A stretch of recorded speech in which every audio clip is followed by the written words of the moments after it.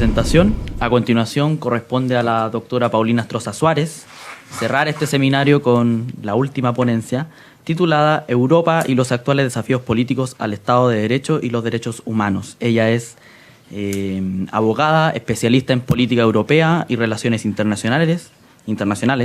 Es integrante del Comité Asesor del Ministerio de Relaciones Exteriores de Chile por la demanda de Bolivia ante la Corte Internacional de Justicia y es directora del Programa de Estudios Europeos de la Universidad de Concepción, Cátedra Jean Monnet. ¿Está bien dicho, cierto? Está bien. Ya. Profesora, gracias. Su tiempo. Muchas gracias. Oigan, qué difícil, por un lado, cerrar este seminario, tratar de mantener la atención de ustedes después de tantas exposiciones. Segundo, cerrarla después de la excelente presentación de Alberto. Gracias por las menciones a dos documentos en los cuales participé. Bueno, uno lo escribí yo, que es esa carta, en mi opinión, en la tercera y en la otra carta, porque de verdad lo hicimos con una tremenda convicción y comparto muchísimo lo que se ha planteado aquí. Y en tercer lugar, además, porque acabo de decidir que voy a cambiar todo lo que iba a decir. Dada la conversación y de lo que está acá. Y evidentemente quiero agradecer, pero absolutamente sincera, a la organización. Felicitaciones a Alejandro, a Esteban, a Matías, a todos los que lo organizaron. De verdad, no son las típicas palabras protocolares que decimos en los congresos que nos invitan. Estas son de verdad. De verdad, los felicito. Muy buena y sí, ojalá sigan trabajando en este sentido. Para mí, de verdad que es un tremendo honor y un orgullo estar aquí.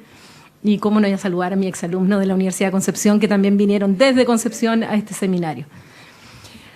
A ver, yo iba a hablar un poco y lo quiero amarrar justamente, y por eso decidí cambiar a último momento mi presentación. Yo iba a hablar un poco del contexto europeo, de los desafíos y ciertas problemáticas que particularmente me preocupan.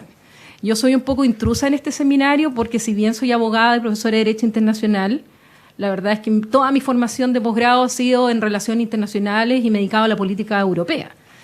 Y por lo tanto yo venía a hablarles un poco de Europa. Les voy a hablar de Europa, pero siempre en conexión con lo que planteó Alberto en la presentación, porque es una preocupación profunda que tengo, no respecto solo a lo que ocurre en Europa, que además de ser mi tema de estudio es porque siento que eso se está propagando también en otros continentes, incluyendo también a nuestro país. Y porque creo que hay ciertos desafíos para la democracia, el Estado de Derecho y los derechos humanos hoy día que son realmente preocupantes. Y ya Alberto ha mencionado algunos. Voy a partir hablando un poco del contexto actual de Europa. Ustedes tienen que haber visto mucho en las noticias determinadas situaciones de crisis que está viviendo Europa, con consecuencias bastante preocupantes. La Unión Europea, lo que hoy día es Unión Europea, se creó como un proyecto justamente para, después de la Segunda Guerra Mundial, justamente para crear un continente en paz, en el que se respetara el Estado de Derecho, los derechos humanos y ciertos valores para no volver a la situación por la cual los europeos llegaron a las guerras y en definitiva llegaron a las guerras mundiales. Y ese proceso que hoy día se llama Unión Europea, que es el proceso de integración europea, desde los inicios se planteó como un proceso que iba justamente anclado con la idea de Estado de Derecho, con la idea de un Estado en el cual se respetaran los derechos humanos. Y si uno empieza a ver que la Unión Europea de hoy día, que tiene 28 estados, uno que se está saliendo, que no sabemos si se va a salir, que se sale, que no se sale, bueno, ahí está todo el caso del Brexit, pero que partió de 6 y hoy día son 28, ustedes tienen que saber todo ese proceso por el cual la Unión Europea se fue ampliando. Uno de los requisitos que se le exigía para poder ingresar a las comunidades europeas, Unión Europea después, era justamente que se tratara de estados de derecho, que respetaran los derechos humanos, que tuvieran justamente sistemas democráticos. Por esa razón, España, Portugal o Grecia entraron recién en los años 80. Cuando estaban viviendo sus procesos democráticos. Esa razón también lleva a que una de las grandes ampliaciones fue en el año 2004, donde estados anteriores bajo la órbita soviética y con regímenes comunistas, bueno, también cuando empiezan a vivir su proceso de transición democrática, piden su ingreso. O sea, se les pide a través de unos criterios a todos los estados que quieren entrar a la Unión Europea, se le exige, por lo tanto, criterios que son los llamados criterios democráticos. Esto además en los instrumentos constitutivos, los tratados constitutivos de la Unión Europea están ahí. El artículo 2 del Tratado de la Unión Europea establece cuáles son los valores por los cuales se funda la Unión, que en parte son los que yo les estoy señalando. Y en el artículo 7 del Tratado de la Unión Europea hay un procedimiento de sanción, hay dos tipos de procedimiento, un preventivo y otro sancionatorio, para aquellos países que estando dentro de la Unión Europea empiezan justamente a no cumplir con los valores que se expresan en ese artículo 2. Actualmente han sido 2 los países que de forma inédita se han iniciado procedimiento en contra de ellos, que es el caso de Polonia y es el caso de Hungría. Y vamos a hablar un poquito de las características de Polonia y Hungría justamente en este contexto. Y eso está dentro además de otro contexto de la Unión Europea. La Unión Europea, se dice que la Unión Europea durante estos 70 años de construcción se ha ido construyendo de crisis en crisis. Han tenido muchas crisis los europeos. Pero de todas aquellas crisis lo que lograban hacer era negociar y luego de negociar, a veces al límite, realmente en el precipicio, llegaban a un acuerdo y muchas veces esas crisis o se ampliaron o profundizaron su propio proceso de construcción europea. Sin embargo, la última crisis, la que todavía está viviendo la Unión Europea, que el presidente de la Comisión, Jean-Claude Juncker, la califica de policrisis o crisis multidimensional, porque tiene demasiadas dimensiones esa crisis. En definitiva, ya lleva más de 10 años y está teniendo efectos en los países miembros, en la propia Unión Europea, y que además esto un poco se expande también a otros estados y que es preocupante. Solo voy a abordar uno de los aspectos y que dice relación justamente con el populismo. El populismo, no me voy a alargar mucho, y me indicas la hora porque estoy sin teléfono. El populismo, la verdad, es un concepto que en la ciencia política es de muy difícil definición. El populismo, de hecho, si hay un consenso hoy día entre la literatura especializada, es que no hay una sola definición de populismo en el mundo. Y además que esta idea del populismo ha vivido ciertas etapas y los autores van cambiando un poquitito sus ópticas, pero en definitiva yo me quiero centrar en lo que se llama el neopopulismo en Europa. El neopopulismo en Europa parte... digamos, el auge de lo que se ha llamado el populismo parte fundamentalmente de los años 90 en adelante. En Europa antes habían existido partidos populistas, estoy hablando del neopopulismo, no me estoy yendo más hacia atrás. Y dentro de estos partidos fundamentalmente hubo un movimiento muy fuerte que tuvo un no despreciable éxito electoral en Francia, que era el Pujadisme, y que uno de los miembros de este partido fue en el año 50, era justamente Jean-Marie Le Pen, que en el año 80 crea un partido que es el Frente Nacional. Y hoy día el Frente Nacional, o Asamblea Nacional, Agrupamiento Nacional, porque le cambiaron el nombre, está dirigido hoy día por su hija Marine Le Pen. Pero es a partir de los años 90, además con otro partido importante que se había creado un poquitito antes, que había sido el Partido por la Libertad en Austria, y que también había empezado a tener un éxito este partido. ¿Qué es lo que ocurre? Que a partir de los años 90 en adelante, efectivamente, en Europa empieza un auge del populismo, en una primera etapa muy ligada a la ultraderecha. O sea, en Europa, cuando uno empieza a hablar y se empieza a estudiar, y la misma literatura empieza a preocuparse de estudiar el populismo, fue justamente a raíz de los partidos de ultraderecha. El populismo en la literatura, sobre todo en la ciencia política, digamos que las grandes escuelas lo han estudiado como desde 3 grandes ópticas, o como una estrategia, o como un discurso político, o como una ideología. Yo me voy a quedar con la última tesis, que algunos autores plantean que el populismo hoy día sí es una ideología. Casmud y Cristóbal Rovira hablan que es una ideología blanda o delgada, para distinguirla de aquellas ideologías gruesas, el cual tienen un contenido lógico muy, muy fuerte. En cambio, esta es más delgada, y como es delgada, tiene poco contenido, poca sustancia, lo que hace en definitiva es tomar contenido o prestarse contenido ideológico de las ideologías gruesas. Y eso lleva también a que el populismo puede ser populismo de izquierda o populismo de derecha. porque toma muchas ideas del fascismo, del nazismo, toma de la izquierda radical, del comunismo, del marxismo, y ahí ustedes van encontrando lo que hoy día encontramos en Europa. ¿Qué característica fundamental tiene cuando analizamos el populismo en Europa como ideología? Y eso es lo que hoy día normalmente se habla en la literatura especializada. Digo literatura especializada porque uno suele escuchar que se usa la palabra populista con un sentido peyorativo y para denigrar al otro. O sea, uno trata de populista a todo aquel que no opina las ideas, los partidos, las personas, que no opina igual que uno. Y ustedes lo tienen que haber visto en el lenguaje político, en la televisión, que cualquier cosa dice, esa medida es populista. Tú eres populista. Para decir que es algo malo. Eso es lo primero. Y segundo, que el populismo también se confunde mucho con demagogia. Es decir, cuando alguien promete algo que no puede cumplir, se le dice, tú eres populista. O sea, todos los populistas son demagogos, pero no todos los demagogos son populistas. De hecho, en la política, consciente o inconsciente, los partidos tradicionales, los partidos no populistas, véanlos en campaña. Tienden de repente a prometer cosas que saben que no van a cumplir. Eso es demagogia, pero eso no los hace populistas. ¿Ya? El populismo, como tal, la raíz, y aquí estoy tomando autores que lo han estudiado tanto desde el punto de vista, por ejemplo, Ernesto Laclau con Chantal Mouffe, que ven en el populismo como algo bueno. Ellos son partidarios del populismo. De hecho, ellos creen que es bueno para la democracia, que el problema es la democracia liberal representativa y que la solución es la democracia radical.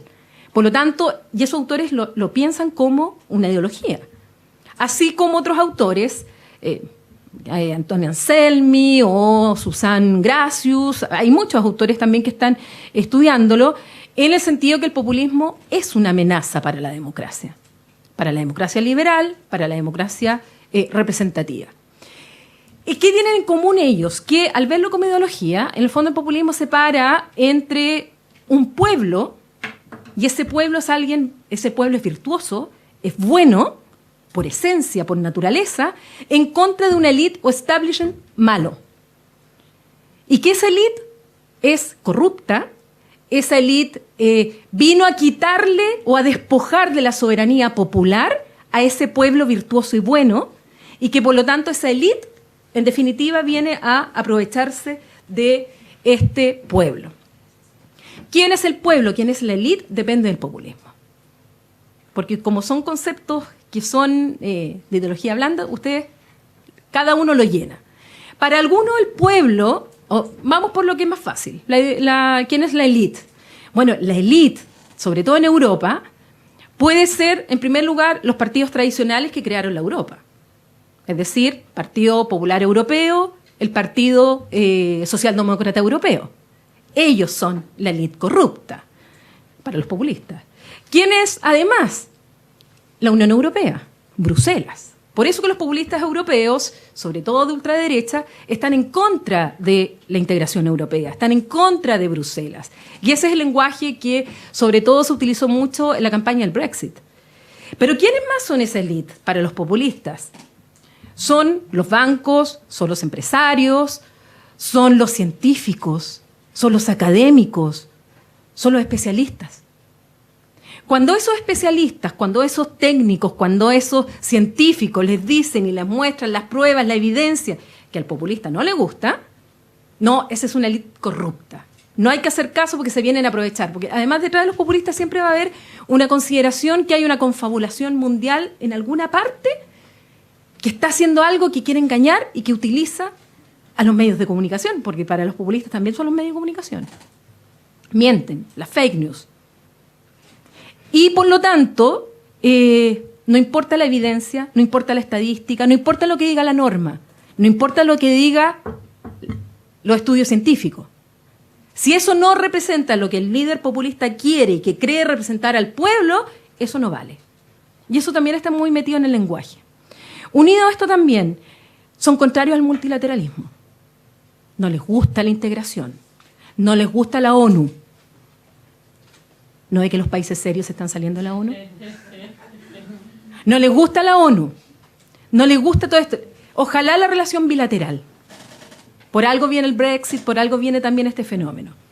Lo otro que también caracteriza, y esto lo distingue de cualquier otro que pudiera separar entre pueblo y élite. En primer lugar, que lo ven como una contraposición. Son dos sectores homogéneos, antagónicos, y que para que se enfrenten y para que los populistas, en el fondo, adhieran, o para que la gente adhiera a estas ideas populistas, lo que hacen es exacerbar los miedos y las emociones. Se juega mucho con la emoción. Y un poco lo que decía Alberto, y es lo que pasó claramente en Europa, en el Brexit y también con el tema del pacto migratorio. En el tema del pacto migratorio, sobre todo los ultranacionalistas en Europa, hicieron una campaña tremenda contra el pacto migratorio. Entonces, ¿qué es lo que decían? No sé si han visto la película Brexit en Netflix. No, en HBO. Ahí la dieron. Si la vuelven a dar, véanla.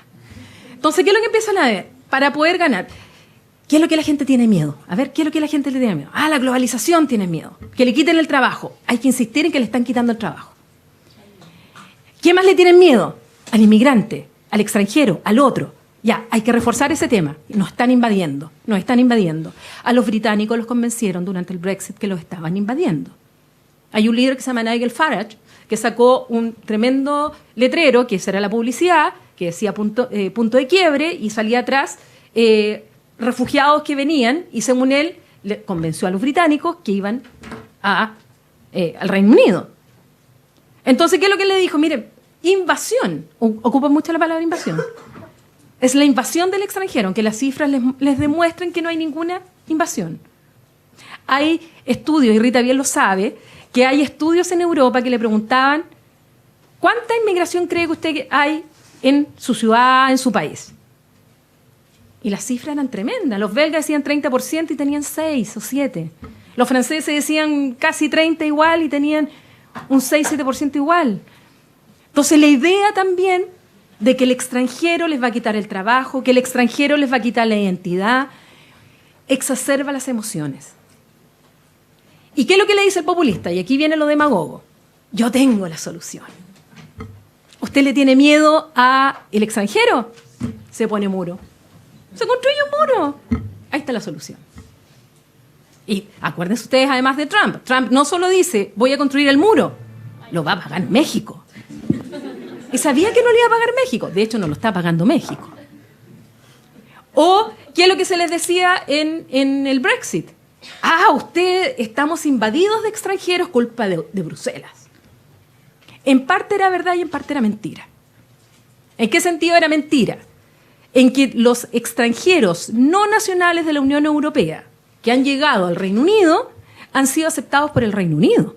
La voluntad siempre, o sea, esa potestad de aceptarlos o no siempre ha sido del Reino Unido. Así como cuando yo me fui a estudiar a Bélgica, ¿quién me dio a mí la visa que estábamos hablando para estudiar allá? Fueron los belgas. ¿Quién me aplicaron la ley belga? Nunca han perdido esa potestad. Por lo tanto, si los británicos tienen muchos extranjeros, es porque el Reino Unido, aplicando su legislación, están ahí. Por eso que hay chinos y sobre todo su excolonia. ¿En qué parte sí tenía cierta razón? Y eso es el gran tema también hoy día. En que, por ser parte del mercado interior, por ser parte de la Unión Europea, evidentemente que tienen que aceptar a los nacionales de los otros 27 países que se quieren ir a vivir ahí. Es parte de las reglas del juego. Ellos quieren libre circulación de servicios financieros, de capitales, de bienes. También tienen que aceptar la libre circulación de personas. Un poco el juego. Pero decían que todo era culpa de Bruselas. ¿Qué más les dijeron para jugar con las emociones? Les dijeron, y nosotros le estamos pagando y rescatando al final a estos flojos del sur. A los italianos, a los griegos, a los españoles. Nosotros al final que duermen la siesta y hacen la fiesta, porque así se lo decían. ¿Quiénes le estamos pagando los salvatajes cuando vino toda la crisis del euro? Nosotros le estamos pagando.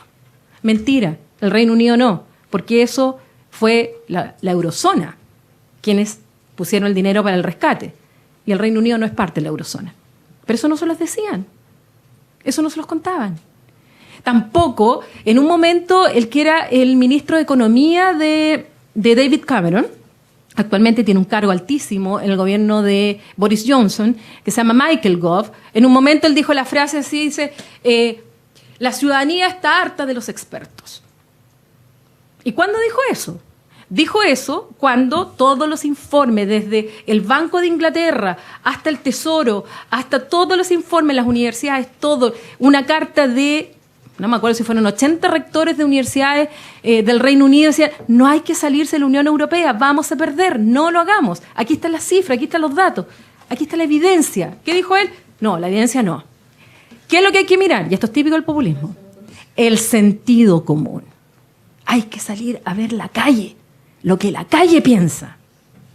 Entonces, ¿qué pasa con el líder populista? Generalmente es carismático, ¿eh?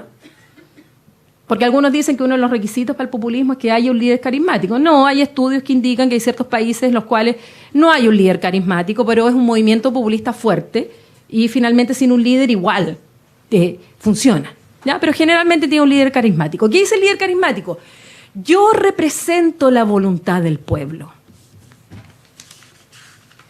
Al decir eso, que representa la voluntad general, en la idea de Rousseau, pero sin pasar por la representación, sin que sea elegido. Eso va en contra del pluralismo. Por lo tanto, los populistas, en el sentido estricto del término, no les gusta el pluralismo político, no les gusta el Parlamento. El Parlamento, y sobre todo los sistemas parlamentarios en Europa, es la base de la diversidad. Si es obviamente que el pueblo tenemos diferencias, y ¿qué es lo que hacen los partidos políticos? Si todos los partidos políticos buscan el voto del pueblo, obvio. Si esa es la política, la fase agonal también de la política. Pero resulta que el populista dice, no, yo represento, yo entiendo la voluntad del pueblo. Y todo aquel que no piensa igual que yo es la élite corrupta. Y por eso que también los populistas tienden a querer que se utilicen las herramientas de la democracia directa. Por eso que les gusta tanto los referéndums y los plebiscitos. Porque se saltan justamente la representación. Bueno, esto lleva también a que los populistas defiendan un Estado llamado iliberal. Víctor Orbán, que aquí se mencionó, el primer ministro de Hungría, él habla y él dice, yo voy a luchar por establecer una democracia iliberal. ¿Y qué significa iliberal? Y por eso que se inició un proceso también en contra de Hungría y de Polonia. Significa que ellos van restringiendo al interior vía legislación nacional, van restringiendo, por ejemplo, la independencia de los poderes. Y es un gran tema que tienen con la Unión Europea, porque van en contra del Estado de Derecho. El Estado de Derecho, la separación de poderes, la independencia del Poder Judicial, ¿qué es lo que están haciendo en Polonia y qué es lo que están haciendo en Hungría? La están debilitando. El nombramiento de fiscales, de los miembros del Tribunal Constitucional, de los jueces en todos los niveles en Polonia, según la última legislación que estaban discutiendo hace un par de años atrás, le correspondía al Ejecutivo nombrarlos. Imagínense el Poder Ejecutivo, cuando hablabas tú de reforzar el Ejecutivo. El Poder Ejecutivo nombra a los jueces, el Poder Ejecutivo nombra al fiscal general, el Poder Ejecutivo, o sea, ser independencia de los poderes. Restringe la libertad de expresión, los medios de prensa. Entonces, lo que está ocurriendo en Europa es que justamente se está yendo a un sistema llamado iliberal. Y esto ya no es la típica, para poder entender estos fenómenos, ya no basta solo con la diferencia izquierda-derecha. Incluso para algunos temas, esto ya está superado por la izquierda-derecha. No es una herramienta de análisis. Es de ver multilateralismo o globalismo, antiglobalismo. Es nativismo contra multiculturalismo. El nativismo es aquel tipo de populismo en el cual el pueblo está representado por una nación, una raza, que son los típicos de ultraderecha, por eso ellos hablan América primero, o hablan de Reino Unido primero, o hablan los alemanes primero. O sea, es excluyente. No están los extranjeros, ¿eh? Son los propios, los originarios. Eso es lo que se llama nativismo. Y todo lo que está afuera, y hay que quitarle los derechos, por eso que persiguen a los gitanos, por eso hay problemas con otros. En cambio, por lo tanto, vuelvo de nuevo, no todos los populismos son nativistas. Hay populismo nativista y hay otros que no son nativistas. De hecho, los populismos de izquierda son inclusivos, porque ellos incorporan al extranjero. Está dentro de los que están oprimidos. Entonces, hay diferencias ahí en cada uno de ellos. Pero en definitiva lo que está ocurriendo es que claramente hay un tema que estos partidos en algún momento eran marginales, existían, porque no es nuevo el fenómeno, lo que pasa es que hoy día son opciones reales de llegar al poder. Y de hecho han llegado al poder en varios países. Y en algunos de ellos, además, no solamente han llegado al poder, sino que en las últimas elecciones han aumentado su votación. El caso de Víctor Orbán, que claramente cumple con varios de estos rasgos, resulta que Víctor Orbán en la última elección sacó el 56% de los votos. Y si en Hungría ustedes suman otro partido que es más de ultraderecha y populista, claramente, que se llama el Jobbik, resulta que ellos tienen un 15%. O sea, Hungría ustedes los tienen casi con un 70% de partidos que votan, o sea, de la gente que vota a estos partidos. Pero no nos confundamos, ¿ah? No todos los que votan a los partidos populistas son populistas. No los traten de tontos, no traten de, no, es que son los que son poco informados, no, son los ignorantes, son... No todos los que votan a partidos populistas son racistas, no todos son homofóbicos, no todos son xenófobos. Hay un tema que está claro. La democracia liberal, la democracia representativa, tiene problemas. Porque es un cuestionamiento a la democracia representativa. Por cierto, a los partidos políticos. Es un cuestionamiento a cómo funcionan las instituciones. Aquí estamos justamente viendo cómo funcionan las instituciones y no están funcionando para los roles que se habían creado. Para algunos el populismo y estos votos de la gente son los síntomas de una enfermedad mucho más compleja que está debajo. No son ellos la enfermedad, ellos son el síntoma. Hay que saber por qué es lo que está pasando. Para aquellos de los que creemos en una democracia que debe reforzar evidentemente la representatividad, que tiene que trabajar en eso, que los partidos políticos tienen que ponerse las pilas, que además debe existir una ciudadanía empoderada, una ciudadanía también que exija. El populismo también pone temas sobre la mesa que son importantes, ¿eh? Por ejemplo, la rendición de cuentas a las autoridades. Es un tema que pone sobre la mesa y eso es importante. Pero por otro lado puede ser un riesgo porque cuando llegan al poder se olvidan del pueblo y restringen las libertades. Las minorías sufren. Y ese es un grave problema que se está viendo hoy día en Europa. Y no solo en Europa. Gracias.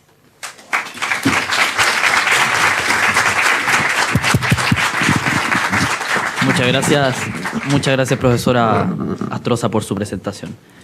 A continuación vamos a abrir una ronda de preguntas. Les pedimos, eso sí, que sea con preguntas bien concretas para, en honor del tiempo, ir ajustándonos a este.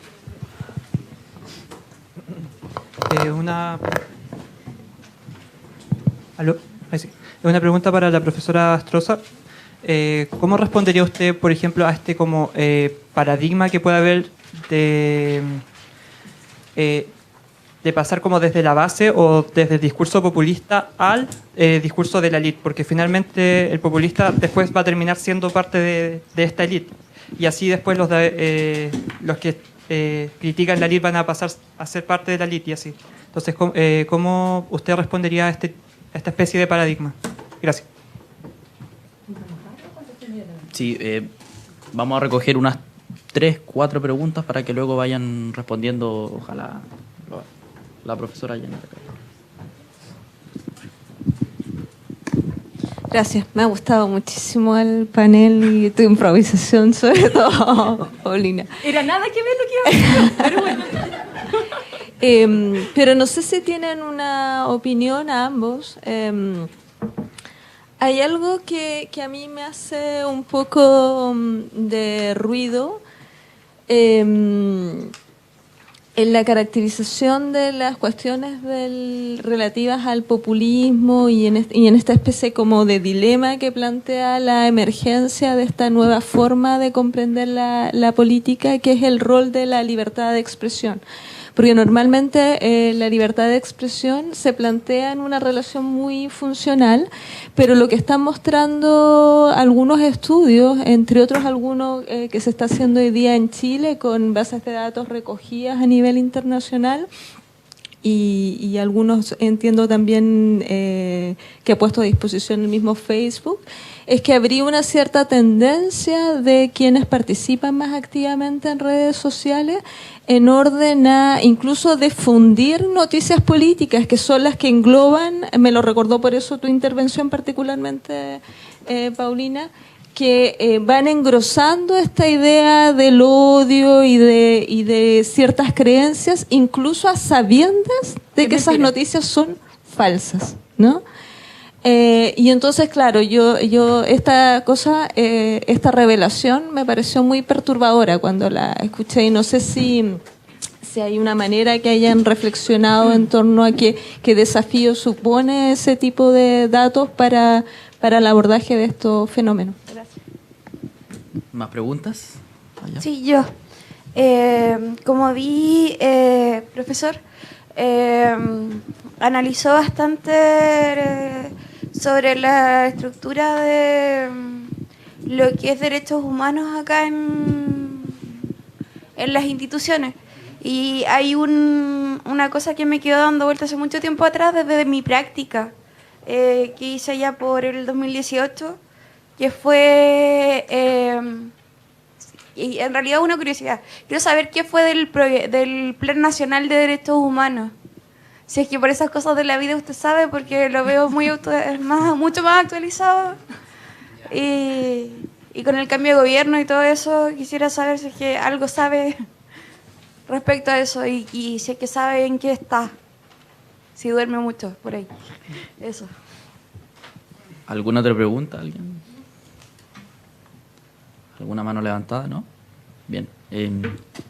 Pueden responder entonces. A ver, eso del discurso populista que cuando pasa a ser élite, muchas veces son élite. Ellos se plantean como son los representantes del pueblo contra una élite. Y normalmente son élite. Ellos vienen de la élite.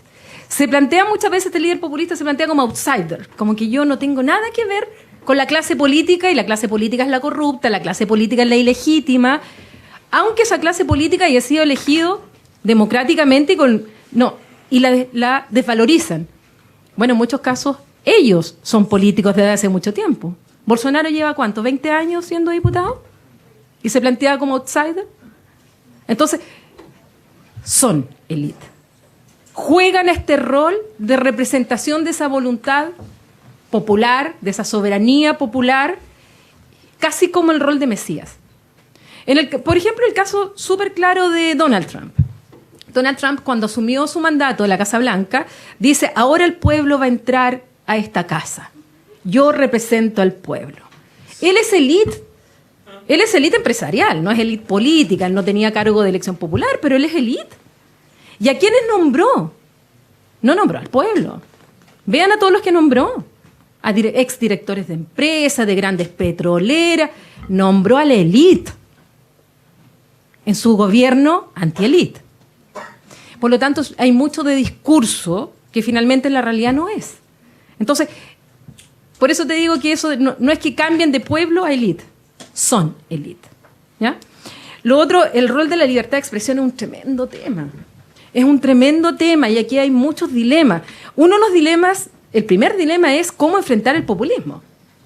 Porque una idea, aquí hay como dos grandes tendencias. Una dice, lo que hay que hacer es no darle espacio. Porque si no, lo que estamos haciendo es difundir los mensajes de odio, es difundir justamente lo que va a dañar la democracia. Dejémoslos fuera, que no participen, que no. Esa es una opción. La otra estrategia es incorporémoslo. Incorporémoslo, entonces, ¿qué es lo que hacemos? Los enfrentamos con argumentos, con ideas. ¿Cuál es el riesgo de ese segundo caso? Lo que tú decías, mienten sin pudor. O sea, son capaces de decirles algo mirándolos a los ojos que saben que es mentira. Y con una convicción, porque además generalmente tienen líderes carismáticos que usted hasta uno dice, ¿será verdad? ¿Serán los chinos que crearon el cambio climático, inventaron esta cuestión? Y no es que hace más calor ahora que estamos... Son súper convincentes. Además, lo otro que utilizan hoy día, y se vio, vean la película Nada es secreto, que es el caso de Cambridge Analytica. el manejo de las redes sociales, la compra de datos. O sea, todo lo que se usó en Cambridge Analytica es un caso. Pero resulta que Cambridge Analytica, si ven el documental, Cambridge Analytica, después del escándalo que hubo, que los que trabajaron en Cambridge Analytica están dando hoy día sus declaraciones, Cambridge Analytica se cerró. Pero por si acaso, hoy día, en este periodo que está de aquí al 31 de octubre, que es el plazo del Brexit, resulta que los partidarios del Brexit sin acuerdo contrataron a los mismos de Cambridge Analytica y tienen una oficina en Nueva York. El Brexit y el manejo de la información hoy día viene de Nueva York, con los mismos que estaban tras Cambridge Analytica. Lo otro que pasa también ocupan mucho las redes sociales. Yo escuché a un candidato presidencial en un discurso que dio en Colombia, donde se juntó con toda la ultraderecha latinoamericana, y en su discurso dice: tienen que usar todas las redes sociales, abran todas las cuentas, Instagram, hasta Tinder, abran todas las cuentas, úsenlas. Y mienten. Entonces, ese también es un problema. ¿Cómo? Y ahí viene todo el problema de Facebook, cómo están tratando de Google, cómo están tratando de filtrar. Son tremendos dilemas actuales que tenemos. Ahora lo otro es decir, no, pero que no hablen, cortémoslo. Te van a salir con que ellos tienen el derecho a la libertad de expresión. Pero la tolerancia, ellos son los que más defienden la tolerancia, siendo que son los primeros intolerantes. Entonces, vean que es complejo, si sociológicamente, políticamente, es muy complejo el tema. Y claro que hay muchos desafíos aquí. Esto nos plantea muchísimos desafíos. Nosotros recién estamos empezando a dimensionar, pero cuando decía Alberto que escucha frases aquí que son súper parecidas, yo que estuve viviendo 6 años en Europa y que hace rato que vengo siguiendo los mensajes de la ultraderecha, sobre todo en Europa, con el tema migratorio, con el tema de los refugiados, con el tema de la crisis del euro, con toda la crisis europea. Y yo escucho a algunas personas aquí en Chile, son frases textuales, de las que yo escuchaba allá. Para mí no es ninguna novedad. Aquí se sorprende y dicen, ¡oh! Esta persona dijo tal cosa. A mí no me sorprende nada. Están copiadas las frases. Están tomadas de lo que están en otros lados. Y en mucho de eso detrás está también este movimiento fuerte que dirige Steve Bannon, que estuvo detrás de la campaña de Donald Trump y que después hoy día vive en Europa, está en Roma, está tratando de crear la internacional populista, que no le ha funcionado hasta el momento, pero ha tratado de ir agrupando los partidos de ultraderecha. Y los discursos son los mismos. O sea, ustedes escuchan a Matteo Salvini en Italia, o escuchan a Víctor Orbán en Hungría, o escuchan a los hermanos, no a los hermanos, uno murió, pero a Kaczynski en Polonia, o a Le Pen en Francia, o de Wilders en Holanda. Los mensajes son los mismos. Entonces, claro que hay desafíos, muchos. Hay que poner ojo. Y además, y el otro tema es la sobreinformación. Uno mismo cae de repente con cosas falsas. Qué difícil es filtrar, qué difícil, ¿sabes? Yo ahora cada vez que me llega algo empiezo así a buscar si es verdad o no. Además que algunos sabrán aquí, yo soy media tuitera. Entonces antes de darle un retweet a algo así que me aparece como demasiado, que uno dice, es increíble. Si es increíble, con mayor razón lo tengo que cotejar porque puede ser que no sea verdad. Entonces, ojo con todas esas cosas porque es un mundo complejo. O sea, ciertamente para la democracia es un mundo complejo. Bueno, varias preguntas. Por el tema del el rol de la libertad de expresión y redes sociales. Bueno, cuando aparecen las redes sociales, yo me acuerdo que hubo gran esperanza de que estas iban a democratizar el acceso, especialmente en contextos de concentración de medios de comunicación, es decir, de concentración sobre la propiedad de los medios de comunicación. Es decir, los primeros estudios que habían, como que podían modificar un poco, fragmentar, ¿cierto?, las canales de agenda setting. Hay estudios interesantes en Chile como principios de los años 2000, así como es algo nuevo. Se puede acabar el duopolio del Copesa del Mercurio. Bueno, estamos a 2019, claro, y hoy en día todos esos como promesas o esperanzas un poco están un poco, creo yo,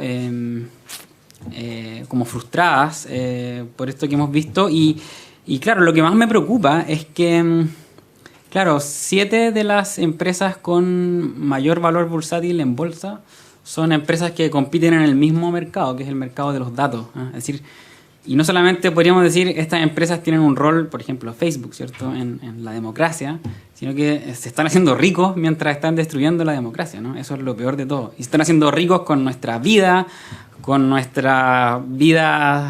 ¿cierto?, con la salud sexual y reproductiva, todas las apps, por ejemplo, para las mujeres, ¿cierto?, para controlar el ciclo, por ejemplo, que están tomando datos y retroalimentando para ver cómo, por ejemplo, enviar targets, ¿cierto?, publicidad, ¿cierto?, específica a la mujer. Lo mismo con las apps, ¿cierto?, de gimnasia, y son todas además inversiones que tienen que ver con que están haciendo las empresas con mayor valor bursátil en bolsa. Entonces, una de las estrategias para contrarrestar esto no ha sido, creo yo, a través de la libertad de expresión, sino que a través de privacidad. Así, todos los proyectos de protección de datos, y yo no sé si esa sea la estrategia correcta por una razón, si se quiere, marxista, ¿no?, o materialista, ¿no?, de que básicamente el negocio de esta empresa es infringir la privacidad para hacerse millonario.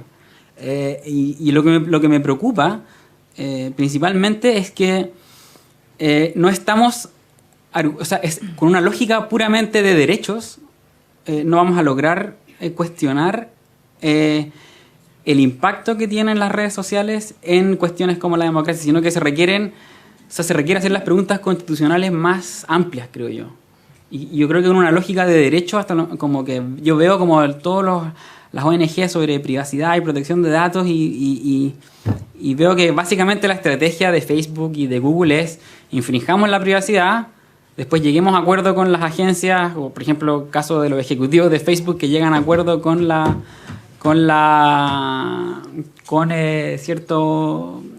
el fiscal que estaba persiguiendo, ¿cierto?, a Facebook por las infracciones a la privacidad. Lo mismo con los ejecutivos de Google, ¿cierto? Llegan a un acuerdo por infracciones a la ley antimonopolio en uno de los casos. Entonces, mi pregunta es que básicamente el negocio de esta empresa es infringir la privacidad, ¿no? Es meterse en nuestra vida, meterse en nuestros trabajos, meterse en lo que hacemos, en lo que somos. Y me preocupa mucho esa dimensión que nosotros no estamos viendo cada vez que usamos el celular, y que no estamos siendo muy conscientes. Y a la vez, más encima, se están cargando la democracia. Sobre el Plan Nacional de Derechos Humanos, bueno, solo recordar que el Plan Nacional de Derechos Humanos es un instrumento de política pública que contiene acciones concretas de cada uno de los organismos de la administración del Estado para cumplir con acciones concretas, diríamos, en base a estándares internacionales de derechos humanos. ¿Qué es lo que ha pasado? Es complejo, es primera vez que lo tenemos en nuestro país, ¿no?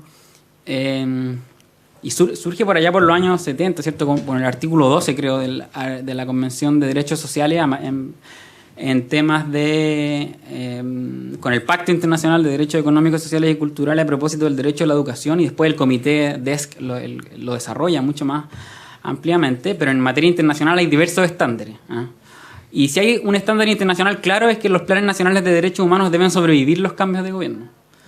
El gran problema es que cuando llega Piñera retira el decreto, ¿cierto?, que estaba siendo tramitado en Contraloría, y hasta el día de hoy no se ha reingresado ese decreto promulgatorio con el contenido del Plan Nacional de Derechos Humanos, lo que obviamente ha retrasado un plan nacional que es de 4 años y que debería estar sometido a evaluación a los 2 y a los 4 años. Es decir, ya llevamos 2 años de funcionamiento o de implementación del plan y resulta que no tenemos un decreto promulgatorio que nos permita decir cuál es el texto definitivo del plan. Es decir, el primer problema es entonces que el retraso en el ingreso del decreto a Contraloría ha demorado obviamente todas las instancias de evaluación y monitoreo del plan por parte tanto de los propios organismos, los mecanismos de autoevaluación del plan, como los planes de monitoreo de la sociedad civil. Y eso ha provocado, por ejemplo, confusiones con cuál es el rol del Instituto Nacional de Derechos Humanos en la materia, porque si uno ve, por ejemplo, uno de los informes que produce el gobierno, específicamente la Subsecretaría de Derechos Humanos, que es la encargada de implementar el Plan Nacional de Derechos Humanos, dice que al INDH le correspondería un rol de coordinador de las acciones de la sociedad civil en el monitoreo. Y eso no es así. De partida nunca fue consultado con el Consejo del INDH, y de partida el INDH es una institución autónoma, ¿no? Ellos, ¿por qué les ponen un rol como de coordinar y de ser como de los jefes de la sociedad civil? Yo creo que ahí Consuelo Contreras, la exdirectora del INDH, estuvo muy bien porque ahí puso los puntos sobre la I y le dijo, no, esto no es así y ojalá tramiten rápido el decreto para que quedemos claros con cuáles son los roles que corresponden a cada quien. Y tercero, bueno, el actual gobierno tiene elaboró un informe sobre una metodología para modificar los criterios de evaluación del plan y modificar y reagrupar algunas acciones, fusionar otras. Y el gran problema es que esos criterios de partida no están publicados. Yo obtuve por vía transparencia en las sesiones del comité interministerial, que es el que debería, ¿cierto?, evaluar un poco el plan. El gran problema es que si uno ve las sesiones, al menos a las que yo tuve acceso, porque no están todavía publicadas en la página del Plan Nacional de Derechos Humanos, es que si uno ve las opiniones del subsecretario Uvilla y del subsecretario de Fuerzas Armadas, ellos dicen, ojo aquí, nada de garantizar, no hablemos de garantías, desde el punto de vista de los estándares internacionales. Y me parecen súper graves esas palabras. Y ahí estuvo rápidamente, Consuelo Contreras también estuvo muy rápida para decirle, oye, pero las derechos y garantías es el lenguaje como obvio de cualquier clase básica de derecho constitucional, ¿no? No tiene por qué ser una garantía jurisdiccional, hay garantías de otro tipo, ¿no? Legislativas, económicas, institucionales, pero hablar de derechos sin hablar de garantías es como un poco iluso. Y lo último con respecto al Plan Nacional de Derechos Humanos es que lo que me parece más grave, creo yo, es que no veo una voluntad de echar a andar el plan. Y han cambiado los puntos focales, es decir, los funcionarios de cada ministerio o de cada organismo de la administración del Estado que están dedicados a relacionarse con la subsecretaría, objetos de monitorear el plan, pero como llegó cambio de gobierno, cambiaron los puntos focales, cambiaron los funcionarios y ahí quedaron todos a volver. ¿Qué son los derechos humanos? O sea, los funcionarios, no todos, pero muchos con suerte distinguen entre lo que es el INDH y lo que hace la Subsecretaría de Derechos Humanos. Y eso es lo que me preocupa, que la demora en echar a andar el plan ha generado todas estas confusiones, creo yo. Sí. Una cosa más, ¿qué alcanza a suceder con la participación ciudadana dentro? Que yo no soy abogado, soy administrador público. Sí, participación ciudadana todavía nada, porque primero no tenemos decreto promulgatorio, por lo tanto en la página web no están listos las evaluaciones trimestrales que iban a hacer, por ejemplo, los propios... Pero en la elaboración... Lo que pasa es que, claro, hubo un procedimiento de consulta y de participación en la elaboración misma del plan, y eso está, porque ya, de hecho, el gobierno anterior termina con un plan definitivo, ¿no? Con un texto definitivo que es el que presenta la Contraloría. Y ese decreto se retira de Contraloría el 23 de marzo, después de que asume Piñera, ¿no? 12 días después de asumir, y al día de hoy todavía no se ha reingresado.